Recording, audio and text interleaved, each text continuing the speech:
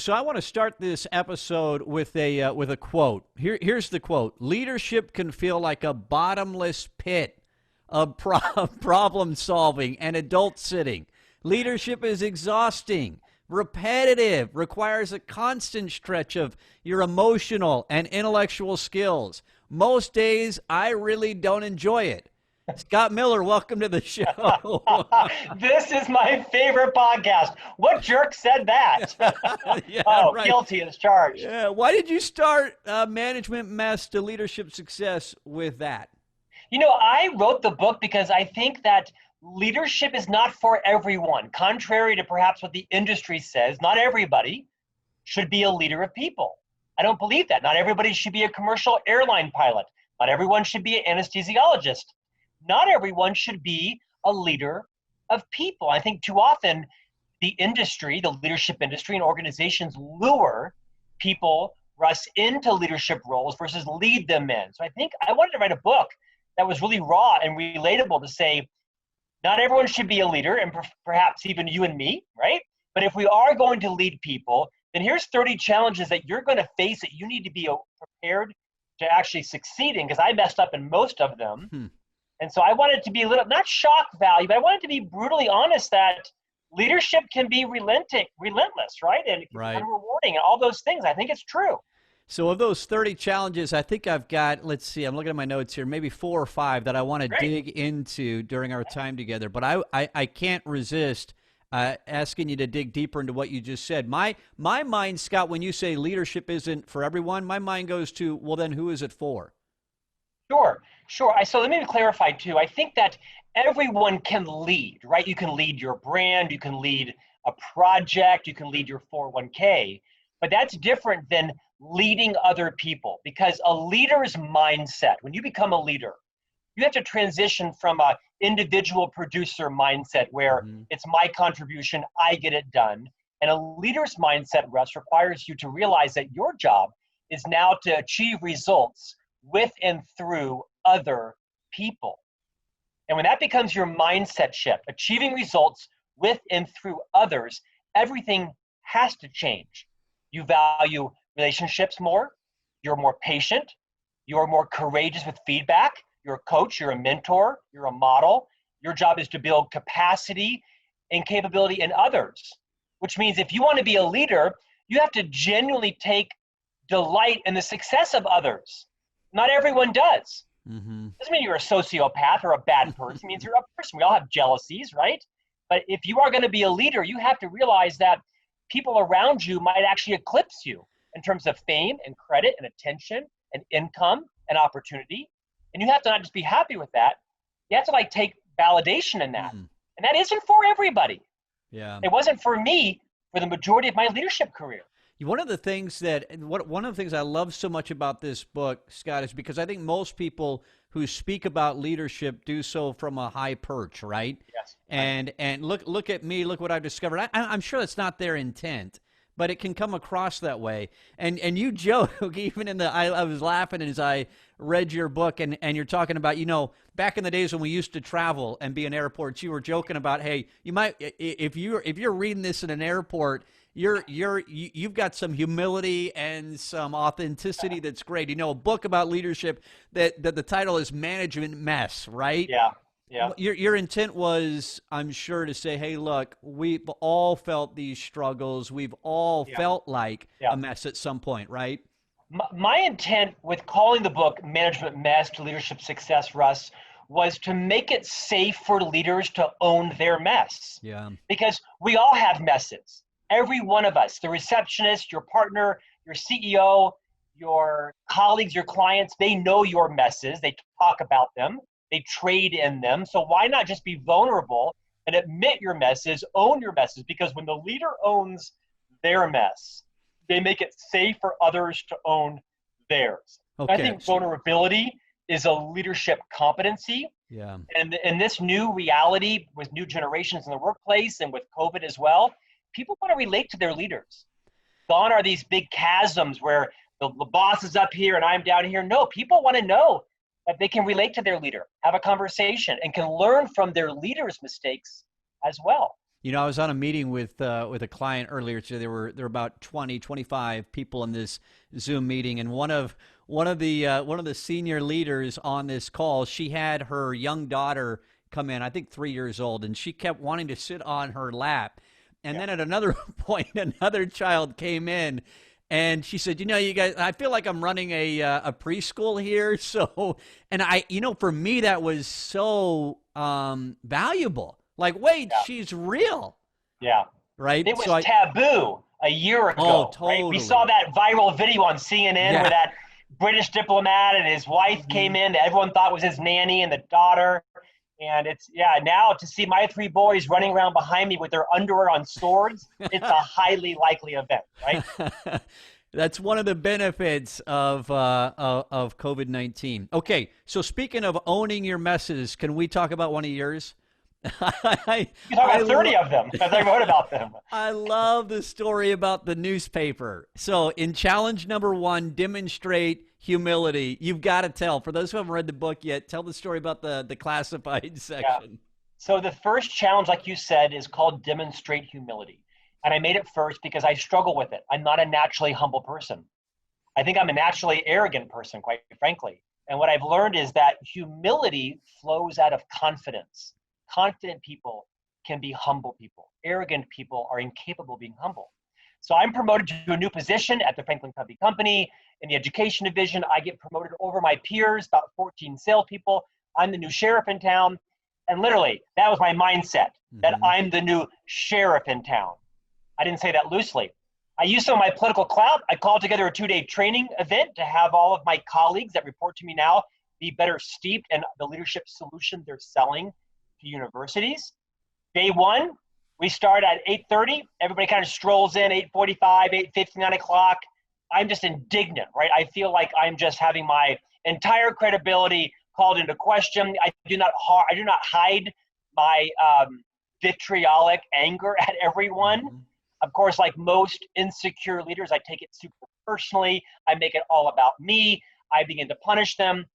The next day, day two, I'm ready for my finest leadership moment. I'm going to catch them being late again, right? Hmm.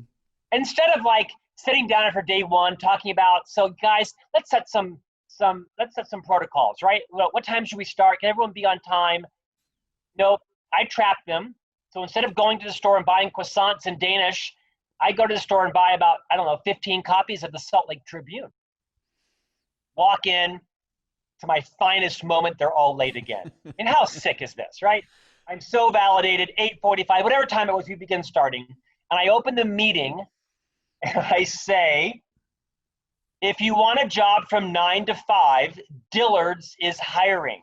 And I proceed to go around the room and slap a Sunday or a Tribune in front of everybody, and I pull out the advertising, like the want ads, and I give everybody a highlighter, thinking this is what leadership is. Well, I mean, the meeting came to a screeching halt. Multiple people gave me the look of you are a lunatic. One guy quit on the spot. The consultant was Wow. horrified. We're teaching a leadership program, and the leader, anyway, I doubled down for a couple of hours, Did you? like any good idiot would, right? Thinking I'll outlast them. Fortunately, they had the wisdom and maturity to forgive me for my immaturity. And I write about how I think maybe 15 years later, almost everyone to a T was at my wedding reception joking about what an idiot I was and am. When did you recognize that that was wrong? Oh, about 3 days later. It wasn't Okay. that day at all. The consultant, a dear friend of mine, Nancy Moore, who works for the company, took me aside and just tried to like tell me, Scott, this is toxic. This is not leadership, right? This is like dictatorial. No, no, no, Nancy, they're all late. I worked so hard and I paid for this. I used my cloud, and how dare them? And why can't they be here 2 days in a row? Just classic defensive leader, entrenched in my mindset, only seeing the world through my own lens. I'm a single guy. I have no kids. I have no spouse. I Mm. have, I mean, I can get somewhere no problem. It took me about 3 to 4 days to really kind of understand how wrong I was. So if that was arrogance And all of us who've ever spent more than a minute leading a team have had moments like that. It's fun to hear someone else share theirs, but we've all had them. How do you go from arrogance like that to demonstrating humility? What does it actually look like day to Yeah. day, Scott? Yeah. You know, I think humble leaders don't need to be the smartest person in the room. Humble leaders are not the genius maker, rather not the genius in the room, they're the genius maker of Yeah. others, to quote Liz Wiseman Hmm. from her book Multipliers. I think leaders don't have to have all the best ideas. They are very comfortable with silence. They're comfortable weighing in last. Having other people's strategy displace their own. They recognize there's more ways to get to results than just your own. Humility is having the confidence to realize somebody else knows perhaps better than I do. I can sit and learn from them as well. In this situation, humility would have been setting some standards up front. Hey, ladies and gents, we're going to have 2 days. Let's set some guidelines. What do you all think the protocol should be? How many breaks do you want? How do you want your materials? Where should we have it? But instead, it was my event, not their event. Got Then it. humility really would have been within 15 minutes of me wrecking the culture, I would have begged them to come back to the table. I would have genuinely apologized. I would have said, I'm embarrassed. I was wrong. I don't know what I was thinking. Will you please forgive me? Could we start over? Yeah. With no buts, no explanations, no defenses, no baggage, no attachments. Yeah. You know what? One of the things that I love about leadership so much, Scott, is that it helps us. It gives us the opportunity to have moments like that. Oh, And I've had plenty. Yeah. there's no shortage of them in your There's in no your career, right? shortage. Mine too. I mean, we're talking about you today, so I get to ask the questions. I don't get to tell my stories today, but we've all got them. And to me, if you're willing to have humility, and we're going to get into some of the other challenges here in just a second, but if you're willing to do that, the amount of growth you can Oh, experience is unbelievable, right? Okay, well, let's go to and not challenge. just growth for you, but growth in your members, because when they see you model an apology, when they see you model all of that, they realize, well, if he can do it, then I can too. Right. Challenge number 6, carry your own weather. What does that mean? So this was popularized by our co-founder, Stephen R. Covey, in his seminal book, The 7 Habits of Highly Effective People. In essence, habit one, Russ, which you know, is this idea of be proactive. Now, a lot of people who haven't read the book, which by the way, has sold 30 million copies, they think be proactive is take initiative, take charge. Mm-hmm. It is not the context in which Dr. Covey writes it. He talks about how proactive people are very deliberate. They're very contemplative with how they choose to respond. The idea, of course, was inspired by Viktor Frankl's work in Man's Search for Meaning, right? Where the last kind of human freedom is choice. You can choose how you respond to any situation, anybody else's moods or feelings, road rage, you name it. That proactive people, they choose their response based on their values, based on their reputation, based on some space between the stimulus and the response. And they carry their own weather metaphorically.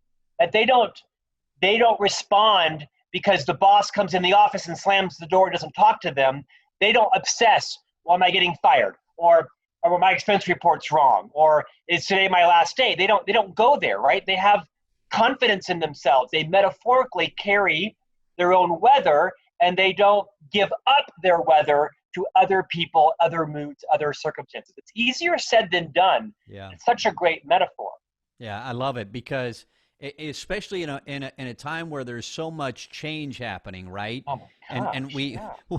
we get the feeling that this isn't going to change, right? Well, there's always going to be change, and the pace of it's going to accelerate. My And gosh. so if you aren't affected, I mean, we're all affected by it, but if what's happening out there doesn't really have a dramatic effect on what you can expect day in and day out on our team, I think that stability is huge. Many of us have worked for, I like to describe it as a leader who it's almost like that character. Who was it in Charlie Brown who had the dust storm, Yeah, Pigpen. Yeah, all the time. So we've worked for leaders like that, right? Where there's always dust being kicked up in the air and you never know what you're going to get. So I love that. Let me take you, due to time, I'm going to take you to a couple more.